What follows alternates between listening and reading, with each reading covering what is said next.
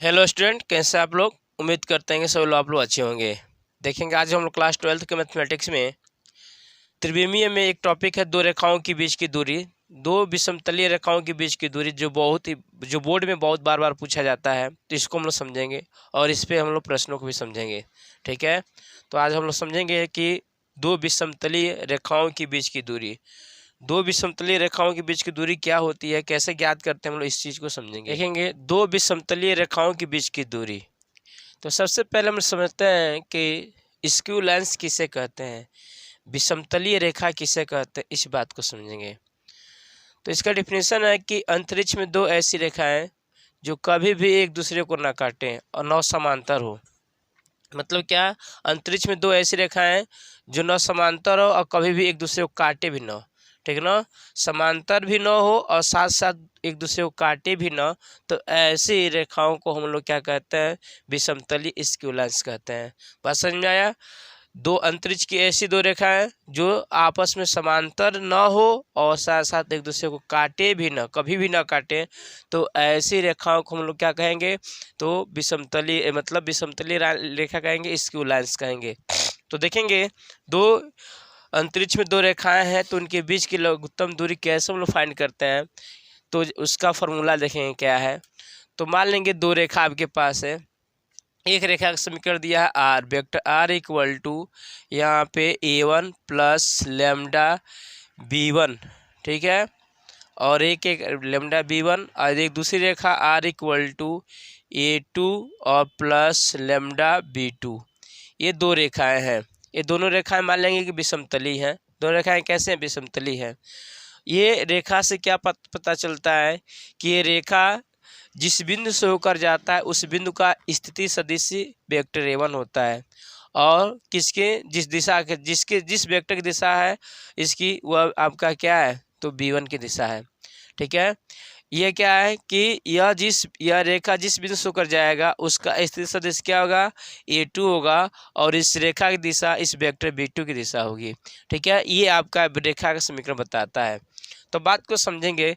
आपके पास मान लेंगे दो विषमतलीय रेखा है, ये आपका एक आपका ये हो गया, एक लाइन मान लेंगे यह L1 है और एक लाइन आपका मान लेंगे यह क्या है, L2 है। दो विषमतलीय रेखाएं हैं। ठीक, मान लेंगे कि यह पहली रेखा का समीकरण है, ये L1 पहली है यह रेखा। तो यह जिस बिंदु से होकर जा रहा है उस बिंदु का स्थिति सदिश, जिस बिंदु का स्थिति सदिश A1 है मान लेंगे S है, और यहाँ से जिस बिंदु का स्थिति सदिश मान लेंगे आपका A2 है, वह आपका T है। तो इन दोनों को हम लोग मिलाएंगे यहाँ से। अब जब इसका प्रक्षेप इस रेखा पर लिखते हैं तो ये आपका आता है लंबा दूरी, जो डिस्टेंस होता है, यही इसके बीच की लघुत्तम दूरी होती है। मान लेंगे आपका P और Q है।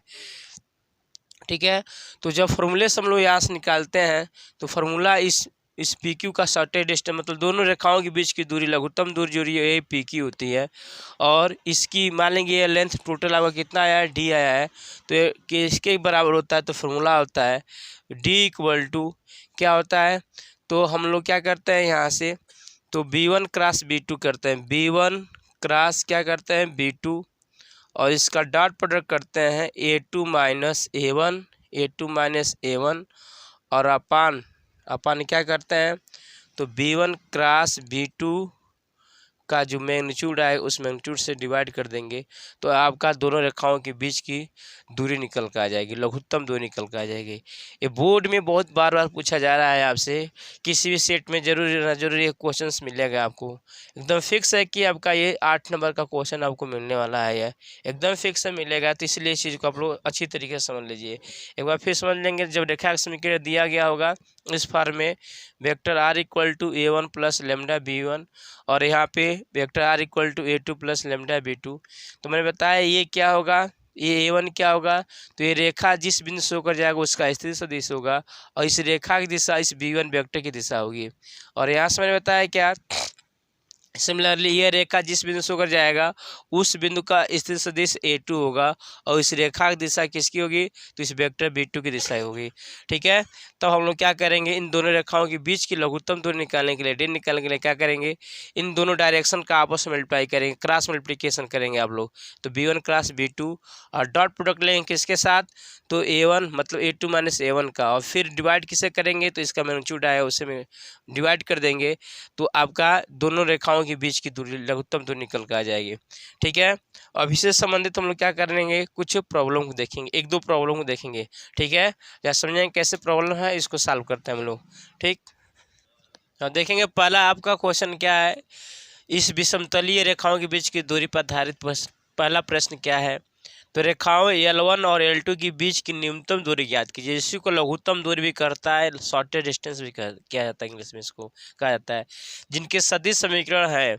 इस फॉर्म में अगर रेखा का समीकरण लिखते हैं तो हम उसको हम सदिश समीकरण बोलते हैं, और एक्स वाई जेड के फॉर्म लिखते हैं तो उसको हम लोग ठीक है ना कार्तीय तल बोलते हैं, कार्तीय समीकरण बोलते हैं। तो कह रहा है कि रेखाओं L1 और L2 के बीच की न्यूनतम दूरी ज्ञात कीजिए जिनके सदिश समीकरण है vector are equal to I cap plus J cap plus lambda, और ये है, और यहाँ से R equal to 2i plus J cap plus minus यहाँ पे के कैप प्लस लेमडा, ये आपका है। तो मैं बताया हूँ अभी कि सॉल्यूशन समझेंगे कैसे इसको हल करेंगे।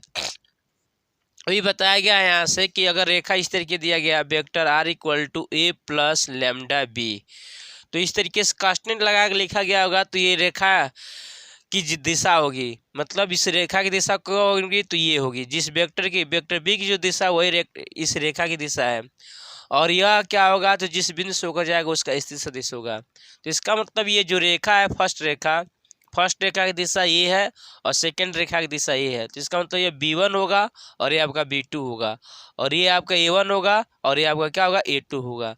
तो हम लोग क्या करेंगे, ये जो सॉल्यूशन दिया गया यहाँ से यहाँ मान लेंगे, यहाँ से ये फर्स्ट है और इक्वेशन यहाँ मान लेंगे आपका सेकेंड है, यहाँ सॉल्यूशन में तो क्या करेंगे हम लोग, क्या करते हैं यहाँ से इसको सॉल्यूशन के लिए यही सब लोग लिखते हैं, चूँकि ये दिया गया है सिंस इसके सॉल्यूशन में देखेंगे अब बात को क्या करते हैं हम लोग। तो ये मान लेंगे ये फर्स्ट रेखा है और ये सेकंड है, तो क्या कर देंगे कि जो रेखाएं हैं रेखाएं 1 व 2 की तुलना किसे करेंगे हम लोग, की तुलना भी लिखा गया तो उससे करेंगे। तो vector are equal to a vector a plus lambda vector b व vector are equal to A plus mu vector b, यहाँ से A1 और यहाँ B1, यहाँ A2 और यहाँ पे B2 से करने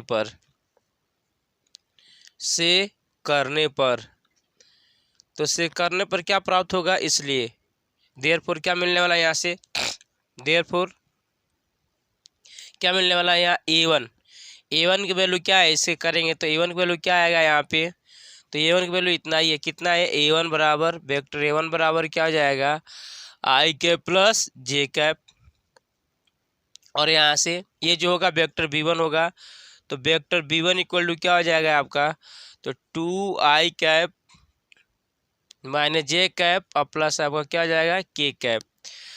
A2 बराबर वेक्टर A2 बराबर क्या होगा, यहाँ का होगा, तो क्या होगा आपका 2i cap plus J cap minus के कैप, और यहाँ से वेक्टर B2 इक्वल टू क्या होगा आपका, तो क्या होगा 3i cap minus 5j cap और प्लस 2k कैप। फॉर्मूला क्या था, दोनों रेखाओं के बीच की लघुत्तम दूरी के लिए यहाँ से बताया गया था D इक्वल टू क्या है आपका, तो बताया गया B1 क्रॉस B2 का डॉट प्रोडक्ट किसके साथ, तो A2 माइनस A1 और अपान magnitude of B1 cross B2, और इस टोटल का आप लोग क्या करेंगे मॉडुलस लगाएंगे। ठीक है, तो इस बात को समझेंगे यहाँ से। तो सबसे पहले हम लोग क्या करेंगे यहाँ से, तो हम पहले क्या करेंगे B1 क्रॉस B2 निकालेंगे, तो B1 क्रॉस B2 निकालेंगे हम लोग, तो क्या यहाँ से निकालेंगे यहाँ से, उसके बाद क्या करना A2 माइनस A1 निकालना है, तो पहले हम लोग A2 माइनस A1 निकाल दें, therefore A2 vector A2 minus vector A1 बराबर, तो क्या करना है, A2 इसमें से 100 हटाएंगे तो 2 में से 1 हटाएंगे तो क्या हो जाएगा 1, तो आई कैप। फिर इसमें से इसको सबसेट करेंगे तो क्या होगा 0, खत्म। फिर इसमें से इसको सेपरेट करेंगे तो क्या हो जाएगा 0, और यहाँ से जब इसको यहाँ पे 0 है ना तो के वाला 0 यहाँ पे, तो क्या हो जाएगा आपका के कैप हो जाएगा। मतलब यहाँ से आपको क्या आया निकल के A2 वेक्टर A2 और minus vector A1 equal to क्या मिला है आपका I माइनस के कैप मिला है।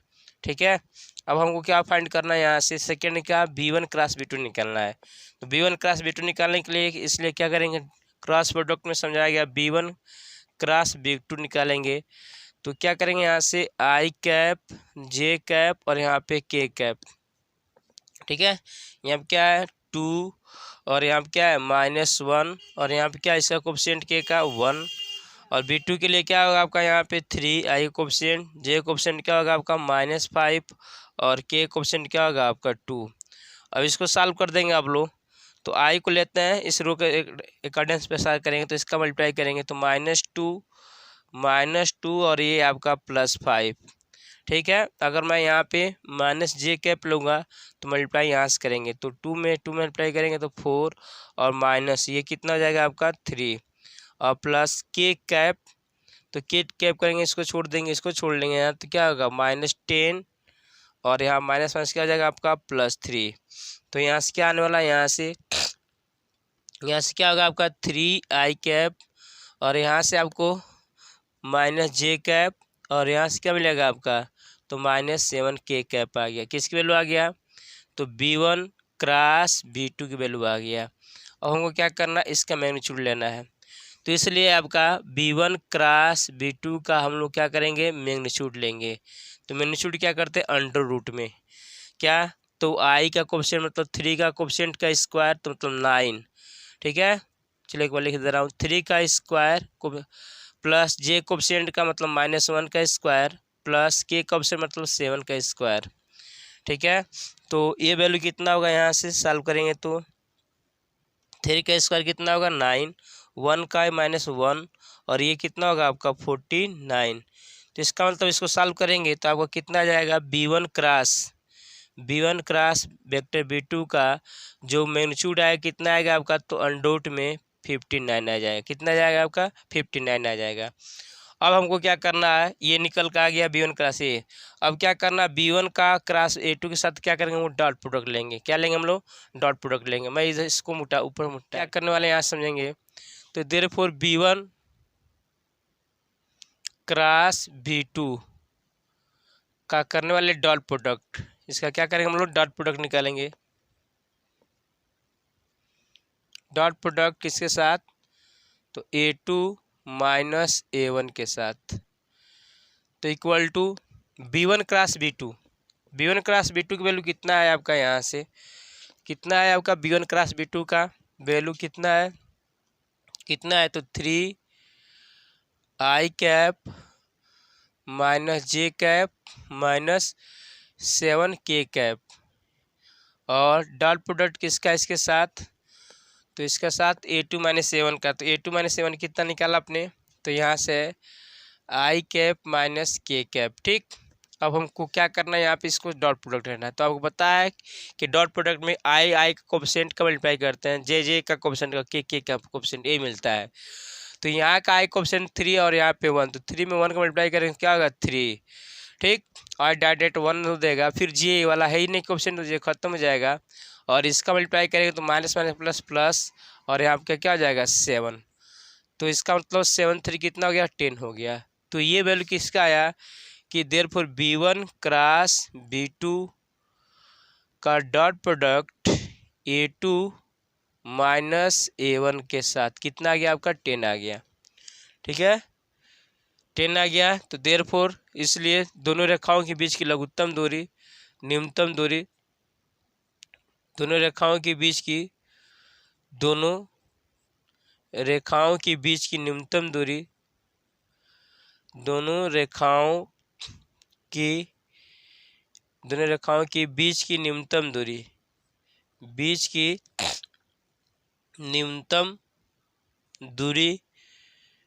D वाला फॉर्मूला अप्लाई करेंगे, D इक्वल टू मान लें क्या होगा आपका, तो B1 क्रॉस B2 का dot product A2 minus A1 के साथ, और अपान क्या करेंगे हम लोग, तो B1 क्रॉस B2 का जो डॉट क्रॉस प्रोडक्ट आया इसके मैग्नीट्यूड से डिवाइड करेंगे। अब देखेंगे यहाँ से हम लोग वैल्यू को पुट करेंगे, यहाँ पे जो आया था यहाँ पे अपना निकाल चुका है, सारे वैल्यू निकल गया है, यहाँ से पुट कर देंगे, आपका आंसर निकल कर आ जाएगा। तो देखेंगे आपने यहाँ से निकाला है, यहाँ से क्या निकाला है, D equal to B1 cross B2 और इसका डॉट प्रोडक्ट कितने आया आपका 10 आया है, और अपान, ठीक है ना, अपान ये B1 क्रॉस इसका मैग्नीट्यूड कितना आया, तो अंडर में कितना आया 59 आया है, 59 आया है, ठीक है, मतलब 10 और अपान अंडर में क्या आपका 59, इसका क्या आपका मैग्नीट्यूड, मतलब यही आपका हो जाएगा 10 अपान अंडर में 59 मात्रक यूनिट दोनों रेखाओं के बीच की लघुत्तम दूरी हो जाएगी। उम्मीद कर रहा हूँ कि सभी लोगों को अच्छी तरीके से समझ में आ रहा होगा। आप लोग सभी लोग मैक्सिमम प्रैक्टिस करेंगे, जब प्रैक्टिस करेंगे इस सवाल को तो बहुत इजी वे में आप लोग बोर्ड में कर पाएंगे, प्रैक्टिस नहीं करेंगे तो भूल जाएंगे, ठीक है। तो इसलिए इस मेथड को समझिए और बार बार इस वीडियो को देखिए, और इसके बाद अन्य जो प्रॉब्लम है इससे जो बोर्ड में बार बार पूछे गए आंसर से कीजिए, ठीक है। तब तक के लिए नमस्कार, धन्यवाद।